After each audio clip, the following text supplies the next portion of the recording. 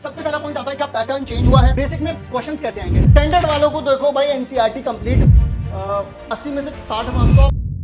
Hello class 10, स्वागत है आप सभी लोगों का हमारी इस वीडियो में। और ये धमाकेदार वीडियो आप लोगों के लिए मैं लेकर के आया हूं after analysis of math sample paper. Basic और स्टैंडर्ड दोनों वाले स्टूडेंट्स के लिए ये वीडियो रहने वाली है और इतनी काम की वीडियो रहने वाली है, इससे बेस्ट कोई और वीडियो आपको नहीं मिलेगी अगर आपको मैथ्स की प्रिपरेशन करनी है 2026 बोर्ड एग्जाम में। सबसे पहला पॉइंट आता है क्या पैटर्न चेंज हुआ है। इसका पैटर्न भाई चेंज बिल्कुल भी नहीं हुआ है।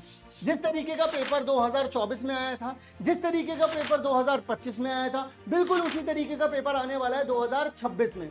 कुछ लोग ये बोलेंगे आपसे 30% कॉम्पिटेंसी था पहले, 2025 में भी 50% कॉम्पिटेंसी थी, इस साल भी 50% कॉम्पिटेंसी ही रहने वाली है। अब यहां पर पैटर्न तो चेंज हुआ नहीं, तो पैटर्न क्या रहेगा। बेसिक और स्टैंडर्ड दोनों के लिए सेम पैटर्न रहने वाला है। पेपर में टोटल आएंगे 38 क्वेश्चंस, ठीक है, चाहे बेसिक हो चाहे स्टैंडर्ड हो, दोनों के बीच में डिफरेंस क्या आएगा अभी आगे चल करके आप लोगों को मैं यहां पर समझाऊंगा। सेक्शन ए के अंदर आप लोगों के पास 18 एमसीक्यू आएंगे और 2 असर्शन रीजन आएंगे। सेक्शन बी में आप लोगों के पास 5 क्वेश्चन आएंगे 2 मार्कर वाले, यानी 2 नंबर वाले 5 क्वेश्चन आएंगे, जिसमें से 2 क्वेश्चंस में आप लोगों को इंटरनल चॉइस मिलेगी। फिर सेक्शन सी में आप लोगों के पास 6 क्वेश्चन आएंगे 3 मार्क वाले, तो उसमें भी 2 चॉइसेस मिलेंगी। सेक्शन डी में भी आप लोगों के पास 5 नंबर वाले 4 क्वेश्चन आएंगे, उसमें भी आपको 2 चॉइसेस मिलेंगी। फिर उसके बाद सेक्शन ई की अगर मैं बात करता हूं तो वहां पर आप लोगों को 3 क्वेश्चन ही देखने के लिए मिलेंगे, हर क्वेश्चन 4 मार्क का होगा। अब हर एक क्वेश्चन में क्या होगा, 3 पार्ट दिए गए होंगे। पहले वाले पार्ट 1 नंबर का होगा, दूसरा वाला पार्ट भी 1 नंबर होगा, तीसरे वाले पार्ट जो होगा वो 2 नंबर का होगा और इसमें 2 क्वेश्चन दे रखे होंगे, 2 में से कोई एक करना। क्लियर है। इस तरीके से पूरा फॉर्मेट आप लोगों का फिक्स रहने वाला है 2026 के लिए। अब जरूरी बातें क्या आती है कि बेसिक में क्वेश्चंस कैसे आएंगे। तो बेसिक में देखिए, वैसे तो आप लोग अगर नॉर्मल एनसीईआरटी को 3 बार भी सॉल्व कर लेते हो, 3 बार विद अगर एग्जांपल सॉल्व कर लेते हो तो मैक्सिमम पेपर आप कर लोगे। बट 15 से 20 नंबर का पेपर कुछ ऐसा है जैसे कि कॉन्सेप्चुअल क्वेश्चंस उसमें पूछे गए हैं।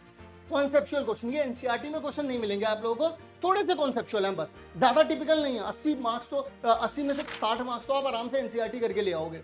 फिर उसके बाद ये क्वेश्चन एनसीईआरटी में दिए गए हैं लेकिन ओल्ड एनसीईआरटी में दिए गए हैं, तो कोशिश करना कि अगर आपके पास है ओल्ड एनसीईआरटी नहीं है तो ओल्ड एनसीईआरटी मेरे को बता देना, मैं आपको दे दूंगा मुझे, लेकिन कमेंट बॉक्स में बता देना, ठीक है। फिर इसके बाद नॉर्मल कॉम्पिटेंसी बेस्ड क्वेश्चन ये कहाँ से करें, ये भी अभी आप लोगों को बता दूंगा वीडियो के अंदर आगे।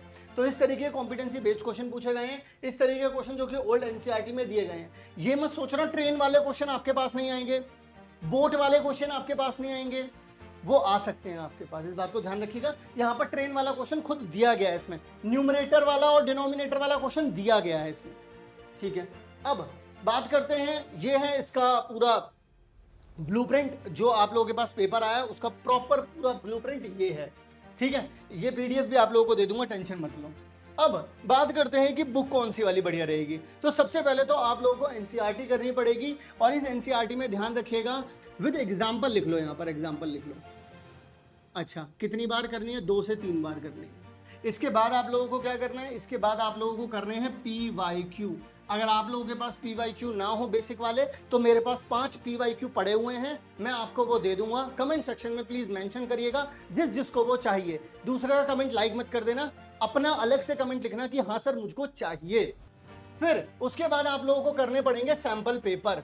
तो अगर आपको सैंपल पेपर भी चाहिए हो तो वो भी मैं आप लोगों को दे दूंगा। इसके 3 सैंपल पेपर मेरे पास पड़े हुए हैं सीबीएसई अप्रूव्ड, तो अगर वो चाहिए हो तो वो भी बता देना कमेंट बॉक्स में।